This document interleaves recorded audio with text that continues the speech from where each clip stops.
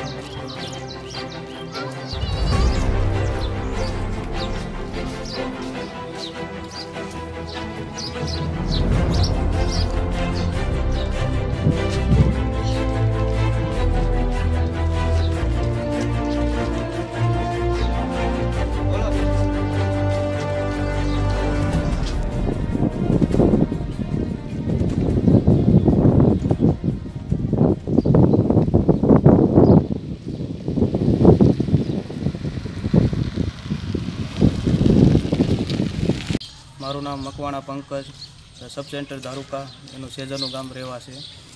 આ ગામમાં ઈતરડીથી કવડવાથી રોગ ફેલાનો છે, જેનું નામ છે કોંગો ક્રિમિનિયમ હેમરેજિંગ ફીવર છે. આ રોગ છે એ પશુના મારફતથી માણસમાં ફેલાતો રોગ છે. આ રોગ છે એના લીધે ગામમાં જે રોગચાળો નીકળ્યો છે એને અંતર્ગત અમારા ગામમાં પીએચસી રંગોળાના સ્ટાફ દ્વારા રોજે રોજ ગામને નિયમિત સંપૂર્ણ રીતે સર્વેલન્સ કરવામાં આવે છે અને જે દર્દી મળે છે એના ડૉક્ટર દ્વારા એની તપાસણી કરવામાં આવે છે. આ રોગ અંતર્ગત અમારા CDHO સાહેબ તાવિયાડ સાહેબના માર્ગદર્શન અંતર્ગત આ રોગ ફેલાતો અટકાવવા માટે કયા પગલાં લેવા જોઈએ એ લોકોને ઘેર ઘેર જઈને અમારા આરોગ્યની ટીમ દ્વારા એ બધાને માર્ગદર્શન પૂરું પાડવામાં આવે છે. ગામમાં મેલેથિયોન પાવડર અને ચૂનો પાવડર છે એનો છંટકાવ કરવામાં આવ્યો છે, જેથી કરીને ઈતળીનો નાશ થાય અને ટીમ દ્વારા રોજે રોજ રિપોર્ટિંગ કરીને ઉપર મોકલવામાં આવે છે. હું રેવા ગામના વતની મુકુબા બળવંતસિંહ ગોહિલ. હું હાલમાં અત્યારે ઉપસરપંચ છું અને રેવા ગામની અંદર એક કોંગો ફીવર અને એક સ્વાઇન ફ્લૂનો 2 કેસ હતા.